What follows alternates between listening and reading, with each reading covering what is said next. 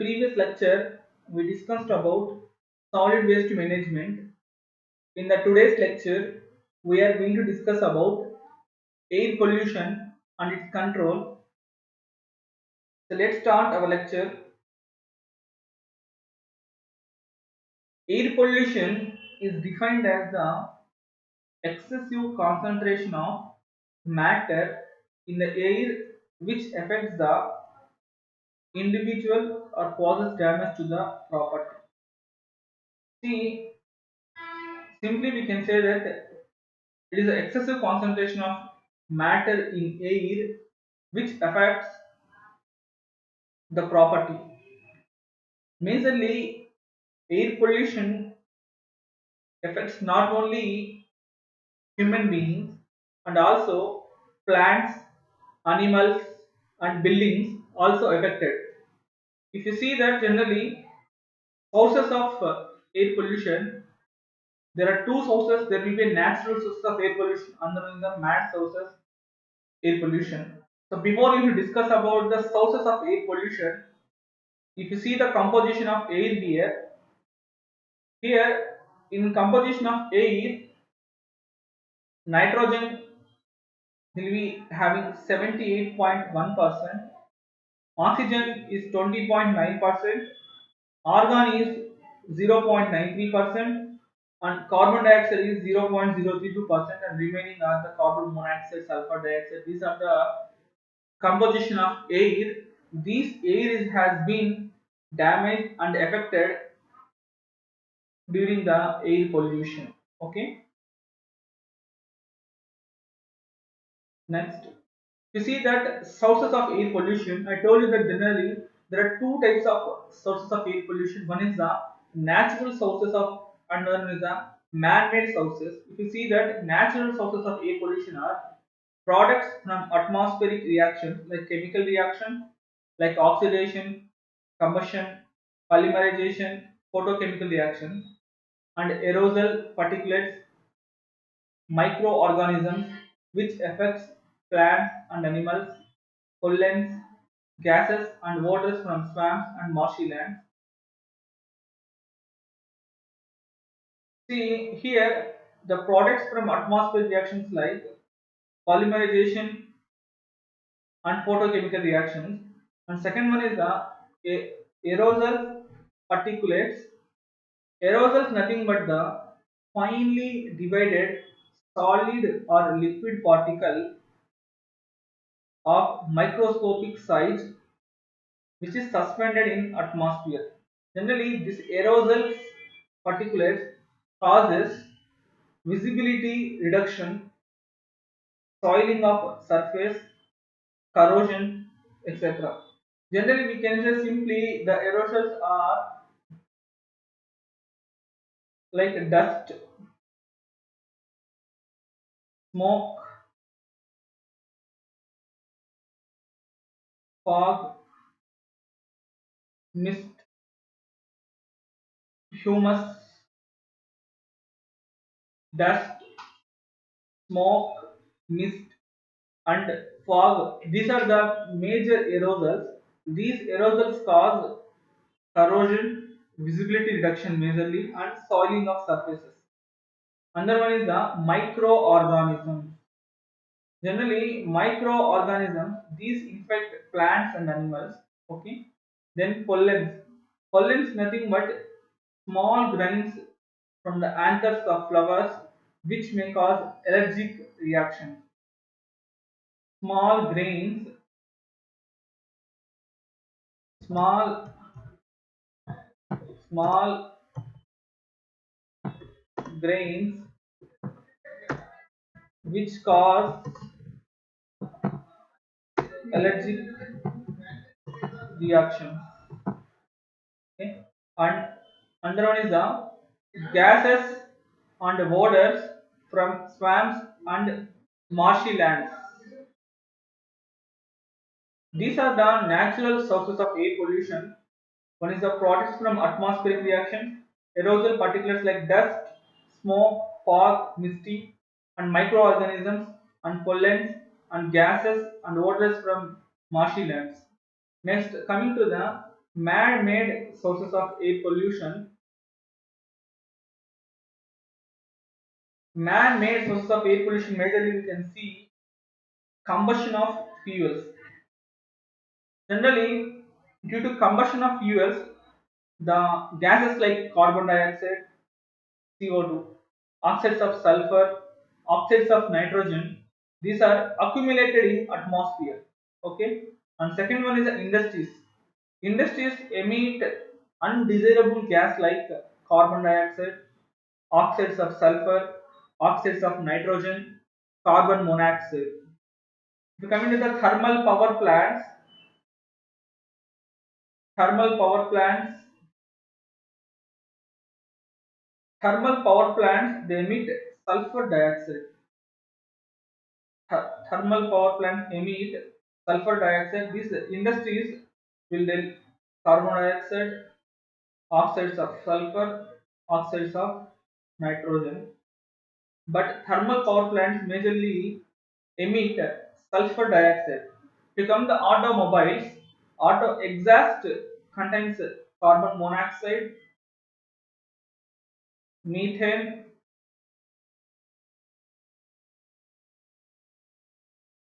another one is the carbon dioxide. See, carbon dioxide is the main source of air pollution in congested cities. Okay? From agriculture activities like crop spraying and field burning, also one of the man-made sources of air pollution, and one is the nuclear power plants. Generally, these nuclear power plants emit various radioactive substances. Radioactive substances.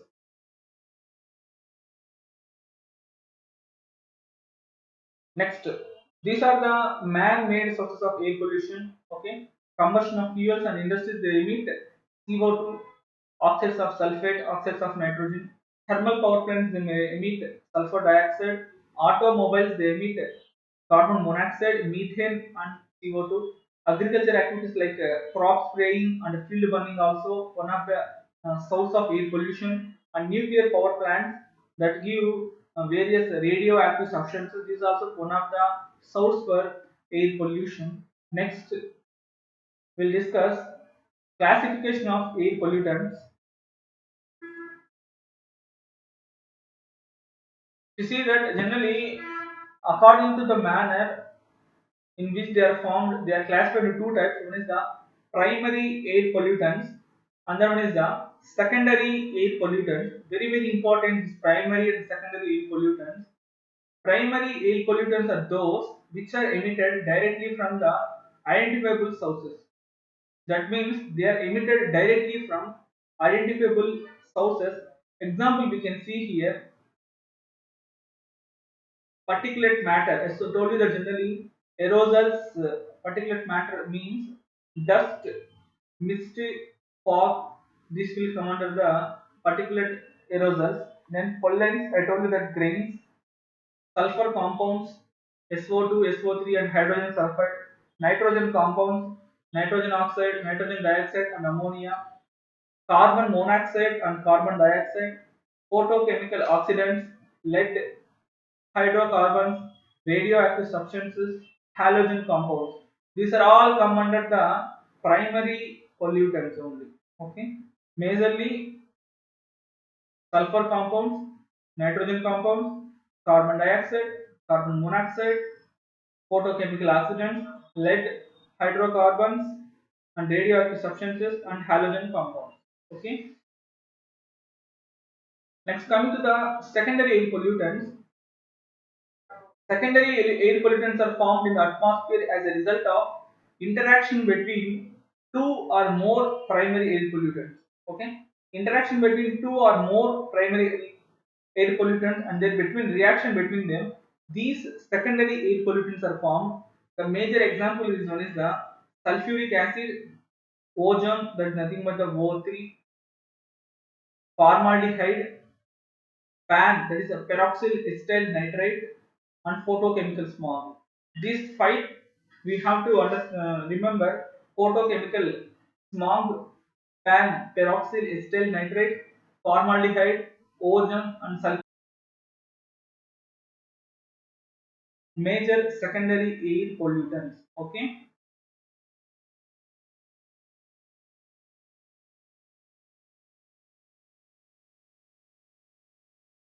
Next, coming to the characteristics of air pollutants, sulfur dioxide. Sulfur dioxide (SO2) is one of the most important air pollutants and exists wherever fossil fuels are burned. Generally, these sulfur dioxide are majorly get from burning of Fossil fuels.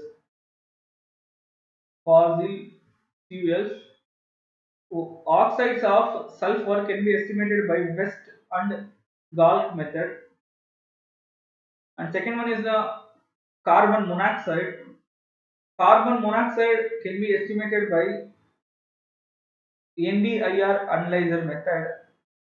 Carbon monoxide can be estimated by NDIR analyzer method, whereas sulfur dioxide can be estimated by West and Galk method. Okay. The automobile exhausts are the main contributors of the carbon monoxide. The carbon monoxide generally causes asphyxia, is causes asphyxia, loss of consciousness, asphyxia. It causes asphyxia, loss of consciousness as a result of too little oxygen and too much of carbon dioxide in human blood. Okay, asphyxia it causes one of the reasons. Next, third one is the hydrocarbons and photochemical oxidants. These are hydrocarbons and photochemical oxidants are released due to the automobiles. Okay, this can be estimated by the gas chromatography method. Okay, gas chromatography method. And lead is mainly injected into the atmosphere from the automobile exhaust only. Okay, they cause irritation of mucous membranes of nose, throat, and legs.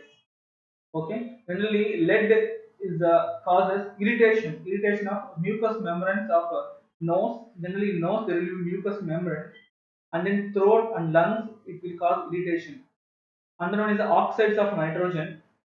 These are the most abundant pollutants of air in many cities, next to the sulfur dioxide. These oxides of nitrogen can be estimated by the Jacob-Wechsler method. Okay, sulfur dioxide can be estimated with the Western Gauss method. Carbon monoxide is NDA analyzer method, and hydrocarbons and photochemical is gas chromatography, and oxides of nitrogen Jacob Wechsler method. Okay, these are the different characteristics of air pollutants. Next, we'll discuss what is the effects of air pollution. First one is the effects on human health. Asthma can be aggregated with a high concentration of sulfur dioxide, nitrogen dioxide, photochemical smog. Here, asthma can be caused, pollens can cause asthma. Lead poisoning is caused by the entry of lead into the lungs. Hydrogen fluoride causes bone fluorosis and molting of teeth. Carbon monoxide causes death by asphyxiation. Radioactive radiations cause cancer. Oxides of nitrogen cause eye and nostril irritation. Effect of tree and plant. The air pollution affecting trees and plants are sulfur dioxide, hydrogen fluoride. Okay. Animals, fluorine, arsenic and lead may cause contamination of vegetable and affecting animals when they eat it. Okay. So generally, the vegetation will be contaminated by fluorine and arsenic and lead. By eating this vegetation, the animals will be affected. Okay. Effect on atmosphere. Fog and photochemical smog reduce the visibility. Okay, I told you that fog and photochemical smog reduce the visibility. If you come to the effect on atmospheric condition, carbon dioxide is one of the major factor responsible for atmosphere pollution. One is the greenhouse effect. Greenhouse effect gases like carbon dioxide, CO2, nitrogen dioxide, NO2, ozone, and chemicals like chlorofluorocarbons are responsible greenhouse effect. Carbon dioxide is the chief gas responsible for the greenhouse effect. So carbon dioxide, nitrogen dioxide, ozone, and chlorofluorocarbons are responsible for the greenhouse effect. Effect means it causes appreciable rise in temperature of the Earth's surface. Greenhouse effect can be tackled by reducing the rate at which the fossil fuels like coal are burnt. Okay, when they by reducing the fossil fuels like coal, we can reduce the effect of greenhouse effect. Okay, next ozone layer depletion. So the ozone layer acts as the umbrella against the harmful ultraviolet radiation reaching the earth. When chemical pollutants such as chlorofluorocarbons emitted from refrigeration and other industrial operations, which causes the ozone layer depletion, majorly by protecting the ozone, the emission of chlorofluorocarbons should be restricted. Okay. Next, coming to the acid rains. Acid rains is caused due to the formation of secondary pollutants such as sulfuric acid,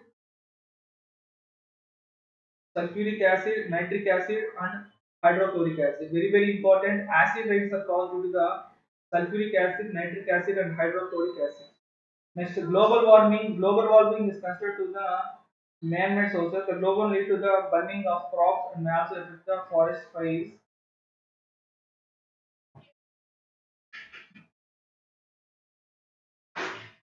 Okay. See here, greenhouse effect is very important. Greenhouse effect, the pollutants caused is one is the carbon dioxide, nitrogen oxide, ozone, and chlorofluorocarbons are responsible for greenhouse effect. And for ozone layer depletion, mainly the chlorofluorocarbons are responsible. For acid rains, sulfur dioxide, nitrogen dioxide, and sulfuric acid is mainly responsible. Generally, these acid rains are damage forest, crops, buildings, monuments. Taj Mahal monument also, the acidity will be decreased is one of the reason is acidic rains. Okay, and then finally global warming. Global warming is mainly due to the man-made sources. This global warming may lead to the burning of crops and may also cause forest fires. Now we'll discuss methods of controlling air pollution. Majorly here there are four methods: control of air pollution by zoning, dilution of source discharge by use of tall stacks, chimneys, control by using source correction methods, and fourth one is a reduction of pollutant discharge at source by using of controlling equipment. Generally, equipment for control of pollutants is one is the gravity settling chambers, cyclonic separators, or fabric filters. Okay. These electrostatic precipitators they utilize electrical energy for removal of the particular matter from the gaseous stream. The electrostatic precipitators is one of the is these used in the thermal power plants. Another one is scrubbers or wet collectors. Scrubbers that utilize a liquid to assist in the removal of particulates from the stream. And then meteorological factors influencing air pollution. First one is the wind direction and speed. Generally, if you have the higher the wind speed, the more rapidly the pollutants would be carried away from the source and concentration of the pollutants will get decreased. And then atmospheric stability and temperature inversion. First one is the lapse rate. The rate of change of temperature of air with the latitude is known as altitude is known as lapse rate. Lapse rate is nothing but the rate of change of temperature of air with altitude. Okay. Next one is the adiabatic lapse rate. Okay. The internal decrease of temperature with height which occurs in the rising parcel of air mass can be causes the adiabatic lapse rate. Okay. So adiabatic lapse rate due to the internal decrease of temperature with height. Okay. Thus mainly you need to understand here. Lapse rate means the rate of change of temperature with altitude, that means with height. Adiabatic lapse rate means internal decrease of temperature. adiabatic lapse rate. Okay, let's come to the another one. Neutral atmosphere. When the environmental lapse rate is equal to the adiabatic lapse rate is called the neutral condition. When ELR, environmental lapse rate, I told you that environmental lapse rate is nothing but the rate of change of temperature with height is known as environmental lapse rate, and adiabatic lapse rate means the decrease of temperature with height is nothing but the adiabatic lapse rate. When adiabatic lapse rate and environmental lapse rate is equal, then nothing but the neutral atmosphere. Let's come to the negative lapse rate. When temperature of ambient air increases with increase of altitude, then is nothing but the negative lapse rate. The condition which negative lapse rate is referred is nothing but the inversion. See here, adiabatic lapse rate, the decrease of temperature with height. In negative lapse rate, increase with increasing the temperature with respect to the height. Okay, inversion. Inversion, it is an atmospheric condition in which a layer of warm air traps cool air near the surface of the earth, preventing the normal rising of the surface air. Okay. Generally, the negative lapse rate is nothing but the inversion. Okay. Precipitation, you know, there's nothing but the rainfall. Humidity, which influences the corrosive reaction of the air pollutants. Okay. Plume is nothing but the pad taken with the gaseous effluents emitted continuously from the specific outlet from chimneys. Chimneys, the plume will be mainly emitted the gaseous emissions. Okay, these plume is three types. One is the lofting plume, very important, and one is the fumigating plume and trapping plume. I told you that generally plume is nothing but of the gaseous effluent emitted from chimneys. These are three types. One is the loofing plume. Loofing plume is nothing but when environmental lapse rate is greater than adiabatic lapse rate is nothing but the lofting plume.